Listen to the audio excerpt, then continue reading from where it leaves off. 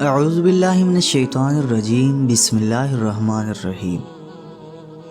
جہان دانش کے معزز دوستوں، میں ہوں محمد عمر، اور اب تمام دیکھنے اور سننے والوں کو السلام علیکم۔ ناظرین گرامی، حضرت عیسیٰ علیہ السلام تیز تیز قدم اٹھاتے ہوئے ایک پہاڑی کی طرف جا رہے تھے۔ ایک آدمی نے بلند آواز سے پکار کر کہا، اے خدا کے رسول علیہ السلام، آپ اس وقت کہاں تشریف لے جا رہے ہیں؟ وجہ خوف کیا ہے؟ آپ علیہ السلام کے پیچھے کوئی دشمن بھی تو نظر نہیں آتا۔ حضرت عیسیٰ علیہ السلام نے فرمایا، میں ایک احمق آدمی سے بھاگ رہا ہوں، تو میرے بھاگنے میں خلل مت ڈال۔ اس آدمی نے کہا، یا حضرت، آپ کیا وہ مسیحا علیہ السلام نہیں ہیں جن کی برکت سے اندھا اور بہرا شفا یاب ہو جاتا ہے؟ آپ علیہ السلام نے فرمایا، ہاں۔ اس آدمی نے کہا، کیا آپ علیہ السلام وہ بادشاہ نہیں ہیں جو مردے پر کلام الہی پڑھتے ہیں تو وہ اٹھ کر کھڑا ہوتا ہے؟ آپ علیہ السلام نے فرمایا، ہاں۔ اس آدمی نے کہا، کیا آپ علیہ السلام وہی نہیں ہیں کہ مٹی کے پرندے بنا کر ان پر دم کر دیں تو وہ اسی وقت ہوا میں اڑنے لگتے ہیں؟ آپ علیہ السلام نے فرمایا، بے شک میں وہی ہوں۔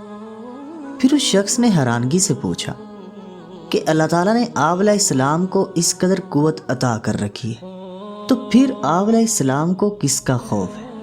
حضرت عیسیٰ علیہ السلام نے فرمایا، اس رب العزت کی قسم کہ جس کے اسم اعظم کو میں نے اندھوں اور بہروں پر پڑھا تو وہ شفا یاب ہو گئے، پہاڑوں پر پڑھا وہ ہٹ گئے، مردوں پر پڑھا وہ جی اٹھے۔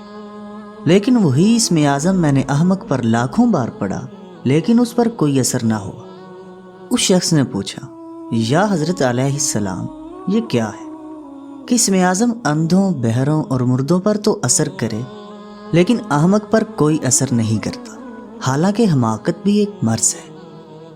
حضرت عیسیٰ علیہ السلام نے جواب دیا، حماقت کی بیماری خدائی قہر ہے۔ تو دوستو، آج کی اس حکایت یعنی بیوقوف کی صحبت سے جو ہمیں درس حیات ملا وہ یہ کہ بیوقوف کی صحبت سے تنہائی بہتر ہے۔ تو دوستو، ویڈیو پسند آنے کی صورت میں اسے لائک کرتے ہوئے فیس بک اور واٹس ایپ پر اپنے دیگر دوستوں کے ساتھ بھی شیئر کیجیے، اور ہماری اگلی ویڈیو آنے تک اپنا اور اپنے پیاروں کا ڈھیر سارا خیال رکھیے گا۔ اللہ حافظ۔